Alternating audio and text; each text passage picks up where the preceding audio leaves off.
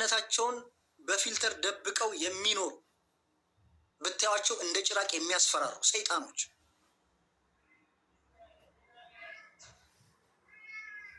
ራሳቸው ነው። የእውነቴን ነው የምላችሁ። እድሜ ልካችሁ በእናንተ እንደተነገደባችሁ፣ በእናንተ ገንዘብ ሰው እንደከበረበት፣ ሐዋላው በእናንተ ገንዘብ ከብሯል። እቃ ሻጩ ምኑ በእናንተ ገንዘብ ከብሯል፣ ሂዷል፣ ተተኩሷል። እናንተ ግን እድሜ ልካችሁን እዛው ናችሁ። አንዳንድ ጠንካራ ሴቶች ናቸው ከዛ ተስፈንጥረው ወጥተው ራሳቸውን የሚችሉት። ለምሳሌ ሰርተህ ብላ አለች። ብዙ ጊዜ በአረብ ሀገር ልጆች በፊት እንትን ትል ነበር። አላቅም የእሷን ሀሳብ ግን በቶሎ ከዛ ግሩፕ ውስጥ ወጣለች። አሪፍ ነው። በራሷ ነው የምትንቀሳቀሰው፣ በራሷ ጥረት ነው የምትንቀሳቀሰው። የሰው ገንዘብ ወደ እሷ መጥቶ አይደለም። ግማሾቹ የራሳቸውን ትዳር እየኖሩ ባል ከኢትዮጵያ ሙሉ ወጪውን ሸፍነው አምጥተው ቤት ተከራይተው አስቀምጠው መኪና ገዝተው እየሰጡ እናንተ ባላቸውን ከኢትዮጵያ ስታመጡ ማን አባሽ አምጫ እያለሽ እያሉ የሚሳደቡ በጣም በእድሜ የገፉ ትልልቅ ሰዎች ናቸው። ሌሎቹም የራሳቸውን ሕይወት በእጥፍ አሳድገው በእናንተ እየቀለዱ የእናንተን ገበና ሚዲያ ላይ እያሰጡ የሆነች ልጅ እኮ እያለቀሰች መታኔ ጋር የሆነ ቤት ሪከርድ ተደርጌ ተለቆ ነበር፣ እንዴት ነው ማስጠፋት የምችለው ያለች ልጅ አለች እኔ ጋር እያለቀሰች መጣ። በዛ ልክ ብልግና ላይቭ ላይ ስትናገር አይዞሽ ቀጥ እያሉ አስለፍልፈው ማለት ነው። ታፍሩበታላችሁ። የእናንተ ስንት ቀዳዳ ጎደሎ እያለባችሁ የሰው ቀዳዳ ለመድፈን እንደዚህ መከራ ማየት ተገቢ አይደለም። ዛሬ 20 ሺህ እና 30 ሺህ ድርሃም ቢኖራችሁ ወጥታችሁ የራሳችሁን ስራ መስራት ትችሉ ነበር። 15 ሺህ ድርሃም ቢኖራችሁ የራሳችሁን ሽሮ በርበሬ አምጥታችሁ መሸጥ ትችሉ ነበር። ሰው ልጅ እኮ ባለበት አይቆይም እኮ። ሰርታ ብላ መዳም ቤት ነበር የምትሰራው፣ ወጣች፣ የራሷን ስራ ሞከረች፣ ጀመረች፣ ይኸው እየተፍጨረጨረች። እግዚአብሔር አንድ ወቅት ደግሞ ያግዛትና ከፍ ያረጋታል። ግን ከሰርተህ ብላ ከምትገዙ ይልቅ እነንትና ጋር ሄዳችሁ ብትገዙ ይቀላቸዋል። ይሄ ሰው ማምለክ፣ ሰው መከተል ማለት ይሄ ነው። ሰውን አታምልኩ፣ ሰውን አትከተሉ። የሚጠቅማችሁን ብቻ ይዛችሁ የማይጠቅማችሁን ተውት። ስለ ራሳችሁ ኑሩ፣ ስለ ራሳችሁ አስቡ። በቃ ይሄ ነው። እኔ እውነት ለመናገር እናንተን መምከር አይጠበቅብኝም። እናንተ በቃ ህይወት መክሮ ጨርሷቸዋል። በቃ መክሯቸዋል እኮ ህይወት መክሮ አስተምሯቸዋል እኮ። በቃ እዛ በኢትዮጵያ ገንዘባችሁ ይበላል፣ እዚህ ጤናችሁ የለም፣ እዚህ ጠብ የሚል ነገር የለም። ነገ ኢትዮጵያ ብገቡ ምንም ነገር አይኖርም። ያ ራሱ ትምህርት ነው፣ አንድ ትምህርት ነው። አሁንም ከዚህ ከነቃችሁበት እንቅልፍ ንቁ። በቃ ሰው ሚዲያን እንደሚጠቀመው እናንተም ተጠቀሙበት፣ ስሩበት። ስለዚህ ሳሚ ይሄን ማለት ነው የምፈልገው። አመሰግናለሁ። የእውነት እኔ ራሱ ማለት የእውነት በጣም ልቤ እንደዚህ እየተፈለቀለቀ ነበር የሰማው። እግዚአብሔር ያክብርህ፣ አንተ ትለያለህ ወንድሜ ነህ። አንድ ነገር አለ ጆሲ፣ አንተ ያልሰራው በጤና ጉዳይ ላይ እና ኢጃዛ ቤት ሳውዲ አረቢያም ዱባይም ኳታርም ኢጃዛ ቤት የሚቀመጡ ሰዎች አሉና ብዙ ጊዜ ስራ ፈተው አንድ ላይ ተሰብስበው የተቀመጡ ሰዎች አሉና ምን አይነት ነገር አለ መሰለ ጆሲ፣ እንድትሰራበት ስለፈለኩ ነው። እና ሽንት ቤት የሚጠቀሙት አንድ ሽንት ቤት ወይ ምናምን ነው፣ አንድ ሽንት ቤት ነው። እዛ ሽንት ቤት ውስጥ አንዷ ሸንታት ከሄደች በኋላ እንደገና አንዷ ድጋሚ ስትሸና በዚህ በማህፀናቸው ኢንፌክሽን፣ የማህፀን ኢንፌክሽን የሆነ በሽታ መጥቷል። ብዙዎቻቸው ሆስፒታል ሄደው እንዳይናገሩ እንትናቸው ላይ ስለሆነ እቃቸው ላይ ስለሆነ እንትናቸው ፕራይቬት ቤታቸው ላይ ስለሆነ ይሸማቀቃሉ እና ብዙዎቻቸው ችግር ውስጥ እየገቡ ነው። ብዙዎቻቸው ዙሪያውን ቆስሎ በጣም ለዚህ መፍትሄ ምን ማድረግ እንዳለባቸው የት ሕክምና ነው እንደዚህ አይነት ነገር ሲፈጠር መሄድ ያለባቸው የሚለውን ነገር እንደው በቪዲዮ ሰርተህ ብትለቅ ለማለት ነው። ምክንያቱም ይህ የሽንት ቤት አንድ ላይ የመኖር ኢንፌክሽን ነገር አለ፣ ስም አለው አሉ። እኔ ስሙንም መጥራት አለ። በነገራችን ላይ ሳሚ በዚህ ጉዳይ አንድ አይደለም ከ20 በላይ ቪዲዮ ሰርቼ አለ። ትክክል ነው።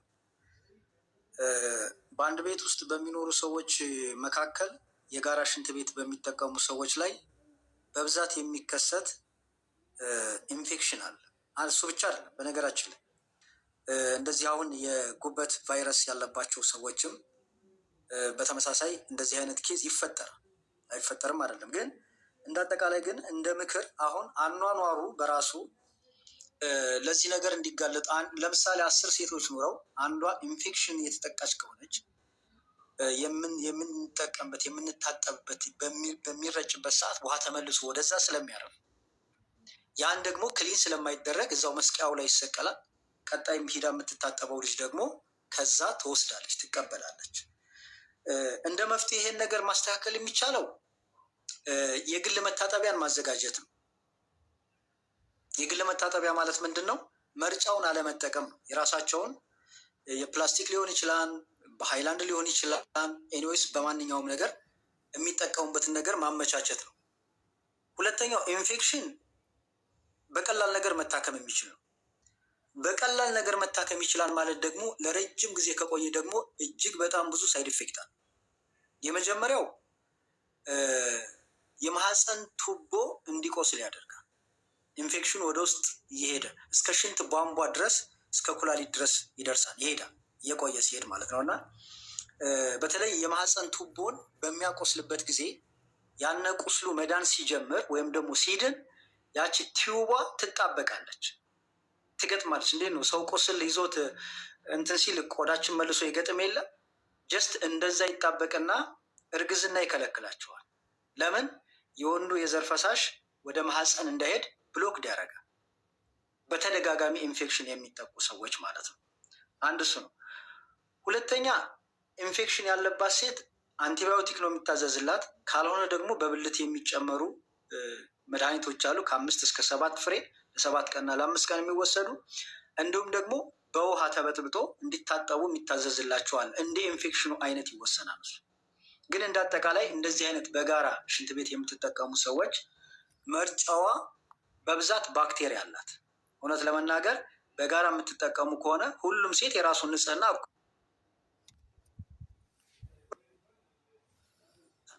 ስለዚህ ያችን ነገር በብዛት ባትጠቀሟት፣ የምትጠቀሙ ከሆነ ደግሞ ክሊል አድርጋችሁ አጥባችሁ ለመጠቀም መሞከር ነው። ይሄ ነው መፍትሄው፣ እንደ መፍትሄ የማስቀምጠው ማለት ነው። ግን ኢንፌክሽን የሚያጠቃችሁ ሰዎች ካላችሁ ግን ኢቭን ህገወጥ እንኳ ብትሆኑ ሆስፒታል ገብታችሁ መታከም እንኳ ባትችሉ በፋርማሲ ደረጃ የሚታዘዙ መድኃኒቶች አሉ። እንደውም ከ10 ቀኑ ከ15 ቀን በፊት የማህፀን ኢንፌክሽን ላለባችሁ ሰዎች በዱባይም በየትኛውም ዓለም እየኖራችሁ ሐኪም ቤት ገብታችሁ መታከም የማትችሉ ፋርማሲ እነዚህን መድኃኒቶች ወስዳችሁ አሳይታችሁ ገዝታችሁ ተጠቀሙ ብዬ እስካጠቃቀሙ ያስቀመጥኩታል። ይሄን ምለው ግን ሐኪም ቤት መግባት ለማትችሉ ሰዎች ብቻ ነው። ሐኪም ቤት መግባት የምትችሉ ኦሬዲ ላቦራቶሪ ተሰርቶላችሁ በስነስርዓት ሕክምናው ማድረግ አለባችሁ። ግን አሁን ብዙ ልጆች ህገወጥ ነኝ መታከም አልችልም ለምትሉ ሰዎች ግን ወይም ደግሞ ወደዛ ሐኪም ቤት ሂዳችሁ የመታከም እድሉ ከሌላችሁ ግን እንዲሁ ከመሆን ግን መድኃኒቶቹን ገዝታችሁ እንድትጠቀሙ ቪዲዮ ሰርቼላችኋለሁ። እሱን ገብታችሁ እዩት። አንድ ይሄ ነው። ሁለተኛ አሁን ብዙ ልጆች መድኃኒቱን ለምን እዚህ አታስቀምጥልን ምናምን ትላላችሁ። ቲክቶክ ላይ ሜዲኬሽን የሆኑ መድኃኒት ነገሮችን ማስቀመጥ ክልክል ነው። ለምን መሰላችሁ? ፕሮሞት የምናደርግ ነው የሚመስለው። ቲክቶክ ከራሱ ምርቶች ውጭ ሌላ ምርት አሳይቶ መስራት እንደ ማስተዋወቅ የሌላን ድርጅት እያስተዋወቁ ነው ብሎ ስለሚያስብ ወይ ቪዲዮን ያነሳዋል ወይ እንዳይታይ ብሎክድ ያደርገዋል። በዛ ምክንያት ነው እኔ ብዙ ጊዜ አሁን ስለ እያንዳንዱ ነገር እናገርና መለቀቅ አሁን ሰፕሊመንቶች ከሆኑ ችግር የለው። ምክንያቱም ማንኛውም ሰው ከየትኛውም ቦታ ገዝቶ ያለ ሐኪም ትዕዛዝ የሚወስዳቸው ስለሆኑ ማለት ነው፣ ምግብ ስለሆኑ ፉድ ስለሆኑ። ሌላ ግን መድኃኒት ነክ ነገሮችን ግን ቲክቶክም ፌስቡክም ሪኮመንድ አያደርግም፣ አይፈቀድም። ለዛ ነው ብዙ ጊዜ ሌላ ቦታ ሄዳችሁ እንድታገኙ ማድረጋችሁና ስለዚህ